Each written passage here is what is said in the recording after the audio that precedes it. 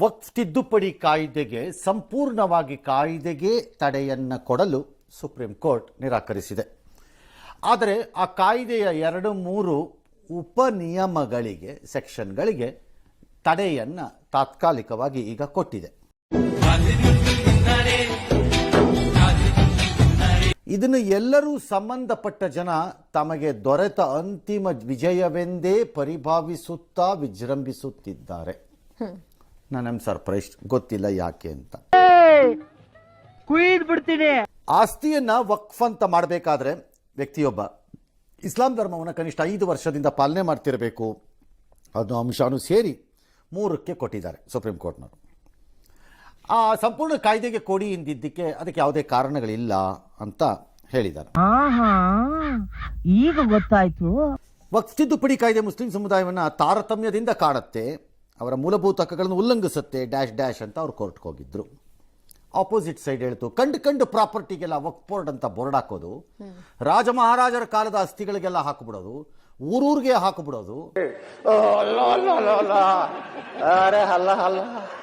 ಕೆರೆ ಕಾಲುವೆ ಇದು ಎಲ್ಲ ಹಾಕ್ಬಿಡೋದು, ಬಿಟ್ಟರೆ ಸೂರ್ಯ ಚಂದ್ರನಿಗೂ ಹಾಕ್ತಾರೆ ಅಂತ ಅದರ್ ಸೈಡು. ಇದು ಗಲಾಟೆ ಸದ್ಯಕ್ಕೆ. ಯಾವಾಗ ವಕ್ಫ್ ಬಂತು, ಯಾವಾಗ ಬಂದರು ಮುಸ್ಲಿಂ, ವಕ್ಫ್ ಬರೋದಕ್ಕೆ ಮೊದಲೇ ಇದ್ದಂತ ಜಮೀನಿಗೆಲ್ಲ ಹಾಕ್ತಾರೆ ಅಂತ ಇವರು. ದೇವಸ್ಥಾನದ ಜಮೀನಲ್ಲಿ ವಕ್ಫ್ ಹೆಂಗಾಗತ್ತೆ? ಉಗಿರಿ ಕ್ಯಾಕರ್ಸಿ ಅಲ್ಲಿಗೆ ಕೆರ ಕಿತ್ತೋಗಂಗ್ ಹೊಡೀರಿ, ಅವಾಗ ಅವ್ರಿಗೆ ಬುದ್ಧಿ. ಯಾವನೋ ಬಾಬರ್ ಇದ್ದ ಅಂದ್ರೆ ಅವ್ನು ಬಾಬರ್ ಕೊಟ್ಟ ಅಂದ್ರೆ ಅವ್ನು ಬಾಬರೇ ನಮ್ ದೂಷ್ಟಾನ ಅಂತ ಇವ್ರದ್ದು ವಾದ. ಹೀಗೆ ಒಬ್ಬರದೊಬ್ಬರದ್ದು ವಾದ.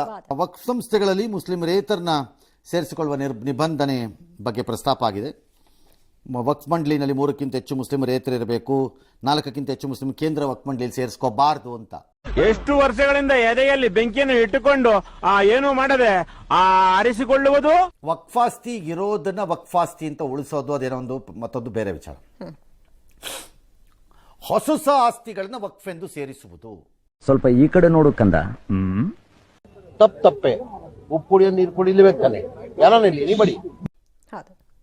ಮತ್ತು ಈ ವಕ್ಫಿನ ಆಸ್ತಿ ಅಂತ ಸೇರಿಸಿದ ಮೇಲೆ ಅದಕ್ಕೆ ಅಪೀಲೇ ಇಲ್ಲ, ಅವ್ರದ್ದೇ ಟ್ರಿಬ್ಯುನಲ್ ನೀನು ಹೋಗಬೇಕು ಅಂತ ಮಾಡಿಟ್ಟಿರೋದ್ರೆ ಅಪೋಸ್ ಮಾಡ್ತಾ ಇರೋದು ತೀವ್ರವಾಗಿ. ಹೇಗೆ ಸಾಧ್ಯ ಅದು? ನಾವೆಲ್ಲ ಹೋಗ್ಬೇಕು ಪ್ರಶ್ನೆ. ಹಾಗಾಗಿ ಅದೆರಡಕ್ಕೆ ಇತ್ಯರ್ಥ ಆದ್ರೆ ಅರ್ಧ ಪ್ರಾಬ್ಲಮ್ ಸಾಲ್ವ್ ಆಗುತ್ತೆ. ತುಂಬಾ ಥ್ಯಾಂಕ್ ಯು ಸೋ ಮಚ್. ಸಿಕ್ಕಾಪಟ್ಟೆ ಖುಷಿಯಾಗಿದೆ.